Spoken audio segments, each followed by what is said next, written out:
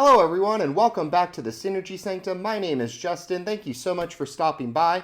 Here at the Synergy Sanctum, we specialize in all things related to Magic the Gathering with a specific focus on deck building. So I aim to show you very quick deck techs that'll show you all of the cards in the deck and how they work together to ultimately achieve the goals of that deck.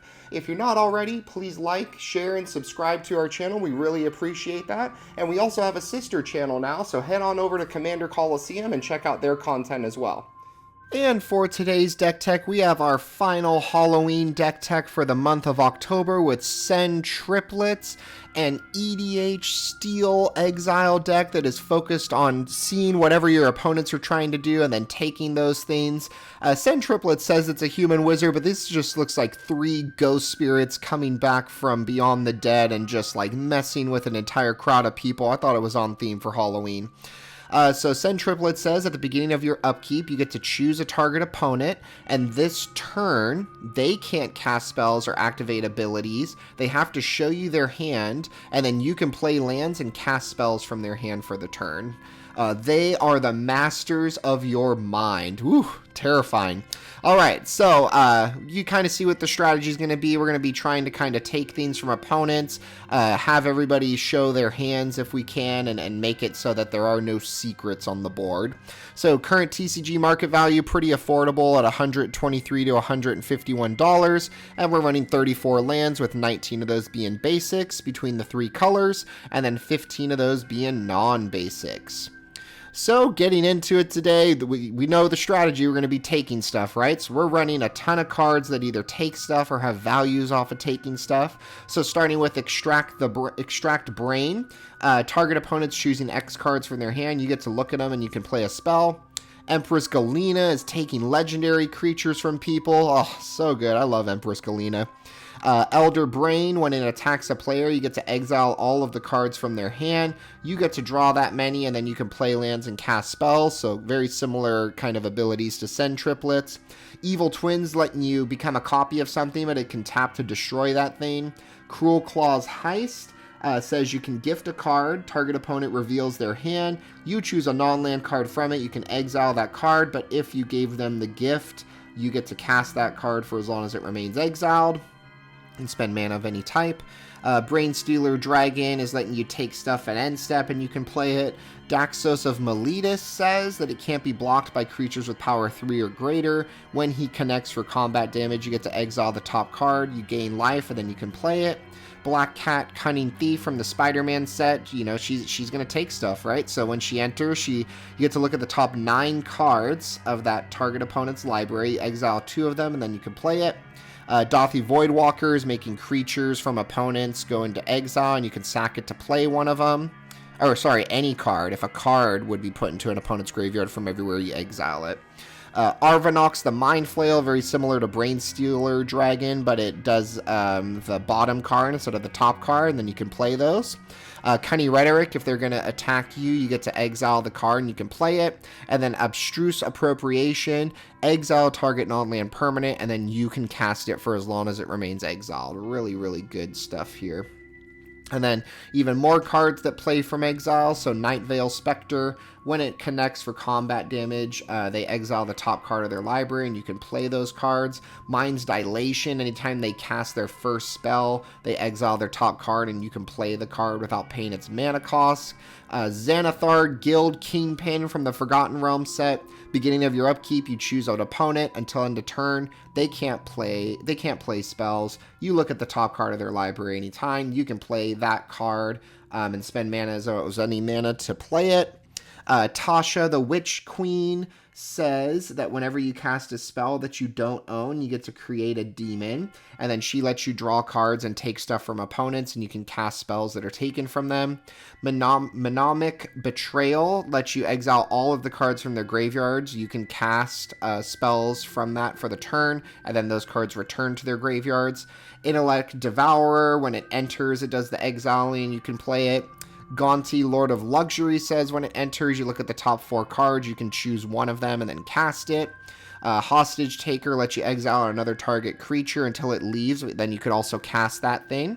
Grima Saruman's Footman from the Lord of the Rings set. If he connects on combat damage, they exile the top card and you can play it. And then the other Gonti, Knight Minister, whenever a player casts a spell they don't own, they get treasures, so you're going to be getting value off of that with the treasures. And then when a creature deals combat damage, they exile the top card and then you can play it. A lot of cards in black, white, and blue that have take stuff from other people. Pretty messed up strategy here. And then we're going to be taking a little more. So Stolen Goods, they exile cards from the top of their library until they exile a non-land, and you can cast that. Thief of Sanity is taking stuff off of combat damage. Narset's Reveal is countering it's letting you copy an instant or sorcery, put it back in their opponent's hand, and then you can cast the copy. Mindslaver, we're taking stuff. Why don't we just take the whole turn from people also? So taking the turn for sacking Mindslaver. Siphon Insight's letting you look at the top two, and then you can cast one, and it has flashback. Nihilor says that when it enters the battlefield for each opponent, you tap up to one untapped creature you control. When you do this, you gain control of them, and then when you attack with a creature an opponent owns, you gain life, so that's going to get pretty out of hand. Saruman of the Many Colors from the Lord of the Rings set. He has Ward, where they have to discard a specific card if they're going to target him. And then when you cast your second spell each turn, they mill 2 cards. And then whenever one or more cards are milled this way, you get to exile one of those same ones and cast it. Memory Plunder says that you can cast an instant or sorcery from an opponent's graveyard without paying its mana cost. Really, really broken here. So you think for 4 mana, you get something that's worth way more out of their graveyard. Outrageous Robbery, paying to X, they exile X and you can cast those. And then Fractured Identity gets rid of something, but then everybody gets a copy of it, so that's really solid as well. And then kind of just interaction strategies now and draw and mana, but decent amount of counters and removal in the deck. We got Void Wren to blow up something, negate counters, a non-creature spell. Dissipation Field discourages attacks, because if they hit us, they're going to have to return stuff to their hand, and then we're going to be able to play it. With Sen Triplets, Toxic Deluge lets us do -X at the cost of however many life we pay. More counter spells with Dovin's Veto and an offer you can't refuse. And then Anguish Unmaking is letting us exile something. And then similar to Dissipation Field, Aetherize does a ton of work in this deck, because attacking creatures coming at us go back to their opponent's hands, and then we can cast them with Sen Triplets. Just really, really solid here. And then good stuff in the deck. So Sen Triplets has this ability, but we want to see everyone's hand, right? Like, we want to make the right decision of who we're going to target and where the most value is. So Telepathy and Seer's Vision forces all opponents to play with their hands revealed, and then you can make an informed choice with Sen Triplets of who you're going to, take cards from. Pillow Forting with Propaganda and Ghostly Prison, and then Fate Spinner I thought was really on theme here, but each opponent at their upkeep has to choose one of the things that they're going to skip for the turn, whether that's their draw step, their main phase, or their combat phase. Just really good chaos here, even though there is a lot of chaos happening. And then lots of draw in the deck, so we're running a Vega the Watcher. When you cast a spell from anywhere other than your hand, which will benefit off of Sen Triplets, you're going to draw. Esper Charms got removal, draw, and discard built in on it. Staff of Eden Vault's Key, a little expensive from the Assassin's Creed set at 6 mana, but when it enters, you get to put a legendary permanent card from a graveyard onto the battlefield under your control, and then this is why it's really here. You can tap it to draw cards for permanents you have that you don't own.